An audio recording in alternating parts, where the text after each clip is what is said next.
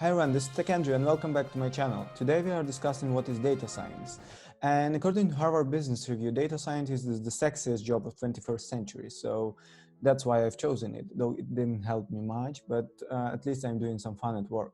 But to explain you what is data science, we need to go back at the time where, I think 50 years ago, when websites used to be static. So Wikipedia is a perfect example in my mind of static website, because what it's doing is providing you information, but you are not interacting with it. So you just go into Wikipedia, reading what is interesting for you, and that's it.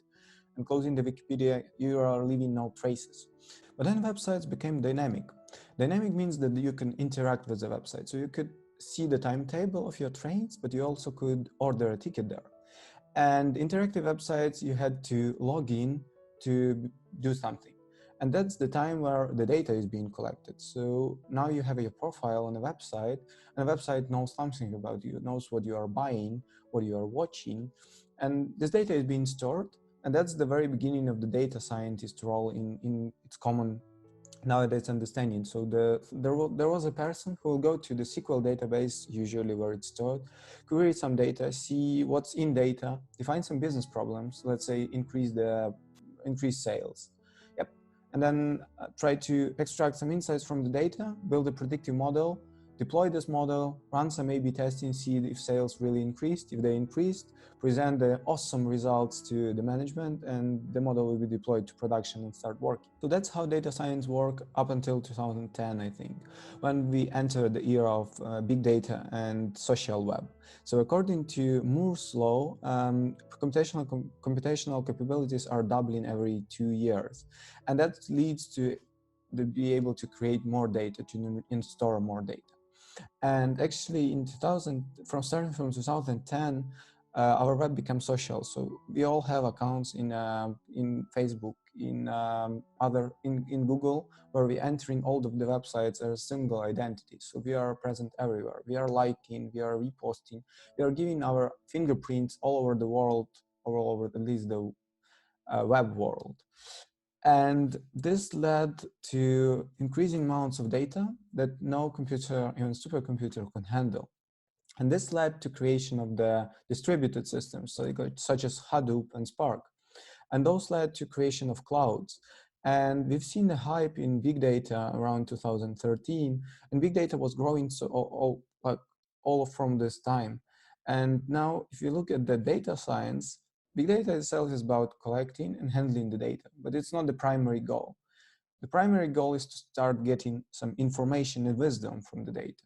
And that's why big data triggered raised in data science and machine learning, and we are seeing the spike even right now. But social web and increasing data capabilities also change which data are we collecting. So we are collecting more and more data on users. We are collecting imagery data. We are collecting audio data, new formats of data. And the ways how we are pre-processing and collecting the data are becoming more and more complex every year. And that's complication is making a footprint on the data science. So it's no longer possible to go to SQL database and create the data you need. So that's led to creating new tools and new responsibilities in data science. And now the data science could be represented more of in a hierarchy of needs of the data scientist. So as we can see at the very bottom, there is an infrastructure around data science collecting the data. Then there is data processing. Then there is a data analytics and decision making based on data. And then there is A/B testing, hypothesis proof, and so on. At the very top, there is research, and then AI research and new algorithm development. So as we can see, that's way too much for a single person to handle. And at some companies, this pyramid might be slightly thinner. Some layers might be missing, and there still will be a one person handling.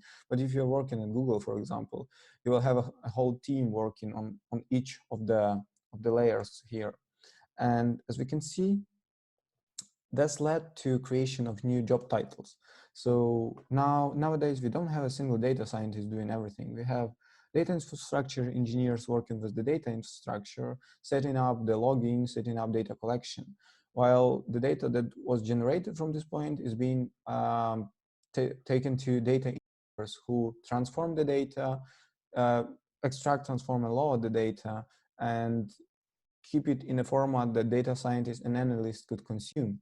Now, data analysts take the data and see if they could find any historical dependency in the data, while data scientists are trained to use the data to forecast, to predict in the future. So for example, if you use Google as an example, Google have a data engineer role, which is all about designing and developing a data warehouse, designing and developing logging and scraping system, designing, creating technical documents. This should be a very tech-savvy person who's interested in processing the data, in collecting, working in coding.